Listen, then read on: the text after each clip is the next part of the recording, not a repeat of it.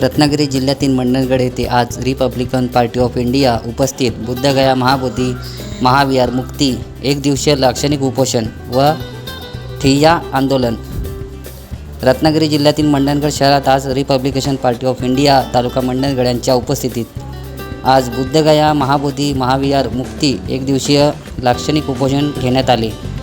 यामागचे कारण म्हणजे महाराष्ट्राच्या कानाकोपऱ्यातून असणाऱ्या बहुजन समाजावर काही मनुवादी विचारांच्या लोकांनी त्रास देण्याचा प्रयत्न करणे व समाजामध्ये ताण निर्माण करणे अशा घटना खेडेगावातून दिसण्यात येत आहेत। यामागील कित्येक वर्षापासून बुद्धगया महाबोधी महाविहार हे काही मनुवादी विचारांच्या लोकांच्या हातात असल्याने या महाविहारमध्ये अनेक प्रकारचे कर्मकांड सुरू असल्याने हे लवकरात लवकर बंद करावे व बुद्धगया महाबोधी महाविहार हे शासनाने आमच्या बहुजन समाजाच्या हवेली करावे, कारण महाराष्ट्रातील असणारा बहुजन समाजाचे ते प्रेरणादायक महाविहार आहे।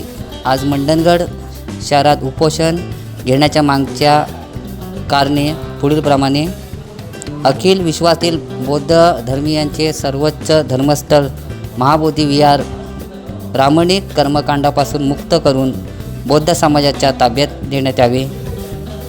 द बुद्धगया टेम्पल्स अधिनियम 1949 कायदा रद्द करण्यात यावा। बुद्धगया येथे महाबोधी विहार मुक्तीसाठी आंदोलन उपोषण करणाऱ्या बौद्ध भिक्षू धर्मगुरू व कार्यकर्ते यांच्यावर बिहार सरकार व प्रशासनाकडून सुरू असलेल्या अन्याय अत्याचार लाठीचार्ज त्वरित थांबवण्यात आणि त्यांच्यावरील दाखल केलेले गुन्हे त्वरित मागे घेण्यात यावे।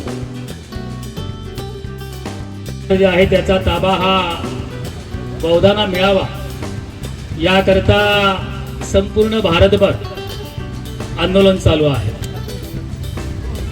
आणि इथलं मंडणगड तालुक्याचं या आजच्या कार्यक्रमाचं नियोजन करत असताना ज्याने Republican party of India Ratnagiri जिल्ह्याच्या घराघरापर्यंत पोहोचवली ते आमचे मार्गदर्शक आदरणीय दादासाहेब मर्चंडे राज्य कार्यकारिणीचे सदस्य।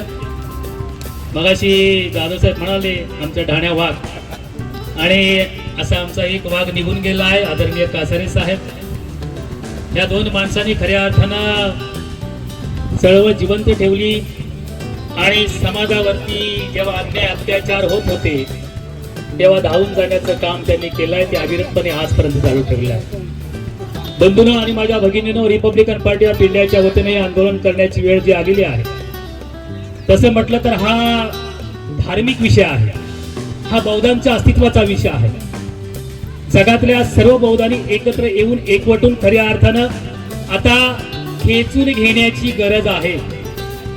तथागतांच्या सन्मार्गानं शांतीनं आपण सर्व आजपर्यंत आंदोलन केले आहे, परंतु काकडे सर आमचे गुरु आहेत आणि काकडे सरांनी या ठिकाणी जवळजवळ 2500 वर्षापूर्वीचा इतिहासाची मांडणी आपल्या समोर केली आहे।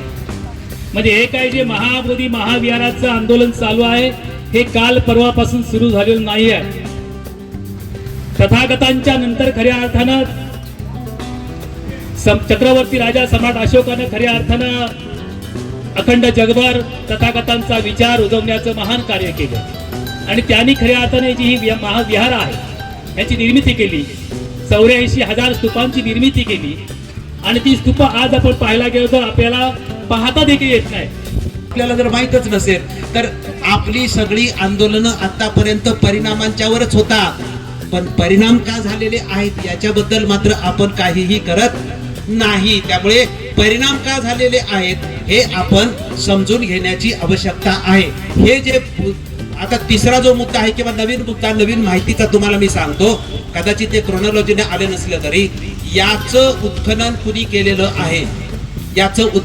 केलेलं आहे, आणि हे मंदिर जे मातीत गाडलेलं होतं ते कशा पद्धतीने शोधून काढून परत त्याला व्यवस्थितपणे आकार देण्यात आलेला आहे। आता जे मंदिर दिसतं ते पूर्णपणे खाली मातीत गाडलं गेलेलं होतं, याला ब्रिटिशांच्या माध्यमातून पूर्णपणे करण्यात आलेलं आहे।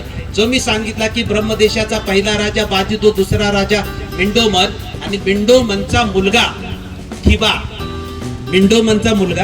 थिबा राजा होता।